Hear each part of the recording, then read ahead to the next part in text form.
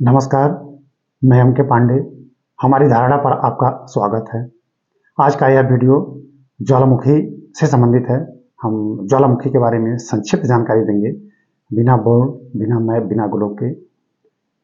जानकारी शुरू करने से पहले आग्रह है कि आप हमारे चैनल को सब्सक्राइब करें, लाइक करें, शेयर करें। जैसा कि हमने इसके पहले के वीडियो में पृथ्वी की आंतरिक संरचना और भूकंप के संदर्भ में संक्षिप्त जानकारी दी थी, उसी की कंटिन्यूटी में हम यह वीडियो बनाए हैं और हमें विश्वास है कि आप इसे देखेंगे तो आपको इसे संक्षिप्त या कम शब्दों में आपको अच्छी जानकारी प्राप्त हो जाएगी। तो हम यह जानकारी शुरू करते हैं। जैसा कि हमने इसके पहले वाले वीडियो में कहा था कि भूगर्भ में जब हलचल होती है, भूगर्भ में हलचल तो भूकंपीय तरंगें उत्पन्न होती हैं और उससे धरातल पर भूकंप आते हैं। यह हलचल क्यों उत्पन्न होती है? क्योंकि धरातलीय प्लेटों में गति होती है तो भूगर्भ में निश्चित रूप से हलचलें होती रहती हैं।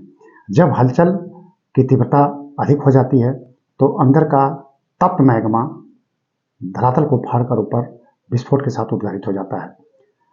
यह पूरी प्रक्रिया ज्वालामुखी उद्गार कहलाती है, ज्वालामुखी प्रक्रिया कहलाती है। और जो संरचना बन जाती है, जो स्ट्रक्चर बनता है, उसको ज्वालामुखी कहते हैं। अब एक संरचना ज्वालामुखी है, यानी ज्वालामुखी शब्द जो है वो किसी संरचना का द्योतक है। एक जमी हुई आग्नेय चट्टानों का एक विशाल भंडार जो कि लगभग शंक्वाकार होता है, वह पूरा का पूरा स्ट्रक्चर एक तरफ से ज्वालामुखी है। लेकिन वह कैसे बना, कैसे उद्गारित हुआ और आगे उद्गारित होगा कि नहीं, यह पूरी की पूरी प्रक्रिया ज्वालामुखी प्रक्रिया है। और इंग्लिश में इसको हम वोल्केनोसिटी कहते हैं। पूरा स्ट्रक्चर को अगर हम इसको पढ़ें, देखें और इस पर तमाम शोध हुए भी हैं तो हम पाएंगे कि पूरा का पूरा ज्वालामुखी पर्वत, उसमें एक नलिका होती है जिसको हम ज्वालामुखी नलिका कहते हैं, और ऊपर जहाँ यह नलिका खुलती है उसको हम क्रेटर कहते हैं। तो ज्वालामुखी नलिका, ज्वालामुखी मुख या क्रेटर, और उससे उद्गार होते रहते हैं। अब हमने बताया कि यह उद्गार पूरी प्रक्रिया ज्वालामुखी प्रक्रिया है, पूरा स्ट्रक्चर ज्वालामुखी है। संसार में सक्रियता के आधार पर ज्वालामुखियों को, या ज्वालामुखी ऐसे पर्वत जो हैं, ज्वालामुखियों को हम 3 वर्गों में विभक्त करते हैं: सक्रिय ज्वालामुखियां, प्रसुप्त और शांत। सक्रिय एक्टिव, प्रसुप्त डोरमेंट, शांत एक्सटिंक्ट। सक्रिय ज्वालामुखियां वे ज्वालामुखियां जिनसे समय समय पर उद्गार होता रहता है, उनको हम एक्टिव या सक्रिय ज्वालामुखी कहते हैं। जैसे सिसिली इटली में स्ट्रोम्बोली और माउंट एटना, इनसे नियमित उद्गार होते हैं। इनसे ऐसा उद्गार, इतना प्रकाशमय उद्गार कि रात्रि में भूमध्य सागर में दूर दूर तक प्रकाश फैल जाता है। इसीलिए इन्हें भूमध्य सागर का हम प्रकाश स्तंभ भी कहते हैं। इसी तरह से हवाई द्वीप का मोना लोआ और इंडोनेशिया का क्राकातोआ, ये सक्रिय ज्वालामुखी हैं। भारत में भी अंडमान निकोबार के समीप बैरेंट्स हमारे मतलब ये भारत के अंतर्गत है, यह भी सक्रिय ज्वालामुखी के अंतर्गत आता है। अब दूसरी कैटेगरी या दूसरा इसका वर्ग जो है वो डोरमेंट या प्रसुप्त ऐसी ज्वालामुखियां हैं जिनसे लंबे समय से उद्गार नहीं हुआ है, लेकिन इनसे उद्गार की सदैव संभावना बनी रहती है। संसार में ऐसी बहुत सारी ज्वालामुखियां हैं और इनमें फ्यूजियामा जापान और इटली की ही वेसुवियस सबसे प्रमुख हैं। ये ज्वालामुखियां बड़ी खतरनाक होती हैं क्योंकि उद्गार की संभावना तो इसमें रहती है, लेकिन लंबे समय से उद्गारित नहीं होती हैं, तो वहाँ मानव निवास तमाम कार्य भी संचालित होने लगते हैं।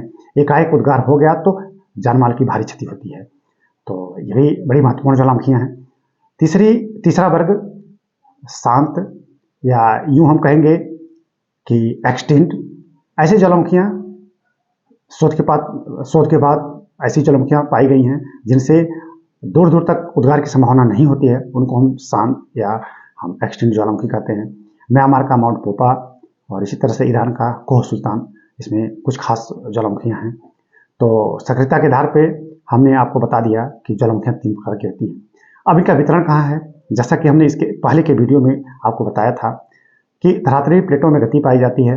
प्लेटों के किनारों के आधार पर 3 तरह की प्लेटों का हमने संक्षिप्त वर्णन दिया था। तो विनाशात्मक प्लेट किनारे, पास जब प्लेटें आती हैं तो उनके किनारे विनाशात्मक प्लेट किनारे कहलाते हैं। दूर दूर जाती हैं प्लेटें तो उनके किनारे रचनात्मक, और एक दूसरे के करीब से रगड़ते हुए जाती हैं तो संरक्षात्मक। तो सबसे अधिक भूकंप या ज्वालामुखी निश्चित रूप से विनाशात्मक प्लेट किनारों के सहारे ही आते हैं, लगभग 85%। इस तरह की ऐसे टकराने वाली मतलब ये प्लेटों की टकराने वाली एक पेटी, 2 पेटियां धरातल पर ऐसी बनी हैं जहां जिनके सहारे भूकंप और ज्वालामुखी लगातार आते रहते हैं। पहली पेटी जो सबसे अधिक प्रभावी है उसको हम परिप्रशांत मेखला कहते हैं, इंडोनेशिया जापान से होकर गुजरती है। दूसरी यूरेशियन प्लेट पर मध्यमद्वीपीय मेखला जो भारत सहित यूरोप तक जाती है। इनके सहारे संसार में अधिक भूकंप और ज्वालामुखियां आती रहती हैं। परिप्रशांत मेखला पर तो इतने भूकंप आते हैं कि लगातार यहाँ उद्गार होते ही रहते हैं, इसीलिए इसको आग का गोला, आग का वृत्त या रिंग ऑफ फायर भी कहते हैं। तो इस तरह से धरातल पर ज्वालामुखियों का मुख्य रूप से परिप्रशांत मेखला और मध्यमद्वीपीय मेखला पर अधिक इनका मतलब उद्गार होता रहता है। अब अन्य क्षेत्र भी हैं, थोड़ा विस्तृत हो जाएगा, इसका कभी विस्तार किया जाएगा तो हम उसका वर्णन पूरा दे देंगे, पूरा ग्लोब मैप के साथ।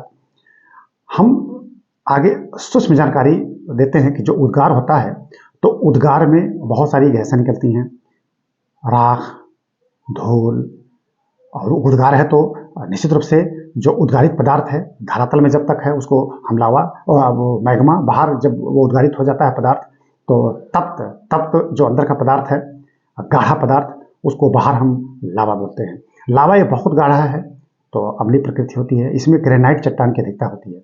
लेकिन लावा यदि पतला है तो उसमें बेसाल्ट चट्टान की अधिकता होती है, वो क्षारीय प्रकृति का होता है। तो अमूमन देखा गया है कि जो ज्वालामुखी पर्वत बने हैं वो अम्लीय प्रकृति के हैं, ग्रेनाइट चट्टान इसमें ज़्यादा है। लेकिन जब पतला उद्गार होता है तो पतला ही उद्गार है, उससे ऐसे पर्वत नहीं वरन पठार की उत्पत्ति होती है। तो हम इस आधार पर, इस तरह के उद्गार के आधार पर हम ज्वालामुखियों को 2 वर्गों में विभक्त करते हैं, केंद्रीय उद्गार वाली ज्वालामुखियाँ और दरारी उद्गार वाली ज्वालामुखियाँ। दरारी के मतलब एक दरार के सारे उद्गारित होती हैं, पतली, और जो मतलब उनकी प्रकृति पतली होती है, क्षारीय होती है, तो दरारी उद्गार के तहत वो आती हैं। और अमूमन इनका उद्गार जब प्लेटें एक दूसरे से दूर जाती हैं, रचनात्मक प्लेट किनारों के सहारे इनका उद्गार होता है, जिनसे पठार की उत्पत्ति होती है, तो इनके सहारे ऐसे ज्वालामुखियाँ पाई जाती हैं। लेकिन विनाशात्मक प्लेट किनारों के सहारे मूलतः केंद्रीय उद्गार वाली ज्वालामुखियाँ जो ज्वालामुखी नलिका और ज्वालामुखी मुख के सहारे उद्गारित होती हैं, जिनसे शंक्वाकार पर्वत बनते हैं, ये आती हैं।